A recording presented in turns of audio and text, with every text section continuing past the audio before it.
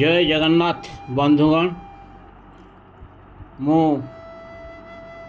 ज्योतिर्विद दीप्तिरंजन पंडा आपण को मोर ज्योतिष शास्त्र भित्तिक चैनल कुंडली भविष्यतरु अभिनंदन और स्वागत करुच्ची।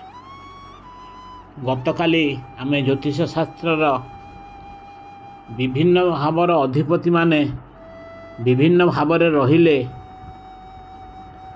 तांकर प्रभाव कौन सही क्रम प्रथमे लग्न अधिपति विभिन्न भावर रहिले तांकर प्रभाव काली आलोचना करथिले। आज आमे द्वितीय अधिपतिंकर विभिन्न गृह बा भावर तांकर कौन कौन फल दियंती से विषय आज आलोचना करिबा। द्वितीय अधिपति बा द्वितीय गृहर स्वामी जदि लग्न थिले से पुत्रवान और धन रे समृद्धि लाभ करती। निज परिवार लोकंकर सदाबले विरोधी बा शत्रु कामातुरा कठिन हृदयर व्यक्तित्व और अन्यर काम करने को आग्रही। किंतु ये जो खराब गुण गुड़िक कहली से मकर राशि यह प्रयोज्य नुहे। तार कारण एठारे उभय लग्नाधिपति और द्वितीय अधिपति होउछन्ति शनि। तेणु तांको ए मकर लग्न एटा ए सूत्रटी ठीक नुहे प्रयोज्य नुहे।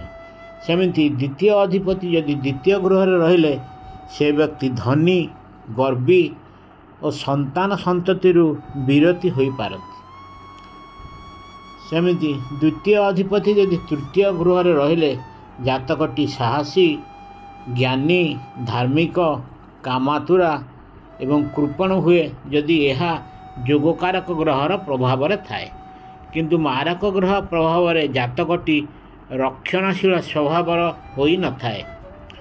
द्वितीय अधिपति से तृतीय रहिले से व्यक्ति परस्त्री सहित अवैध संपर्क रखे बा स्त्री हेले तार ओलटा पुरुषों सहित संपर्क रखे। यदि द्वितीय अधिपति मारक ग्रह सहित बा दृष्टि सेठारे थाए तेबे से भगवान को विश्वास कर न थाए एवं कुचरित्रर होता है।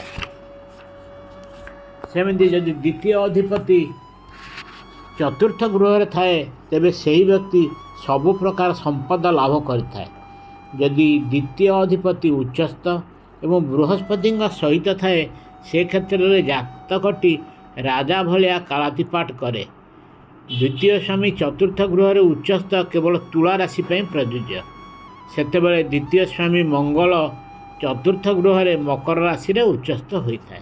सेमिति यदि द्वितीय अधिपति पंचम गृह थाए तेबे सही व्यक्ति बहुत धनशाली हेबा सहित ताहार पुत्र माने मध्य बहुत धन रोजगार करते। किंतु तार पारिवारिक जीवन सेते सुखप्रद हो न पारे। से काहारी को दया देखाएनि। व्यक्ति बहुत कामातुरा और तार गोटे संतान जन्म पूर्वर मरी जाई पारे। सेमिति द्वितीय अधिपति यदि षष्ठ गृह कौन जोगकारक ग्रह सहित बा दृष्टि थिले जातकटी तार शत्रु माध्यम धनशाली हेबे। किंतु यदि मारक ग्रह सहित दृष्टि रहिले तांकर शत्रु द्वारा बहुत क्षतिग्रस्त हेबे। यही क्षेत्र में व्यक्तिर धन निजर चाकर चोरी करी नहीं पारे।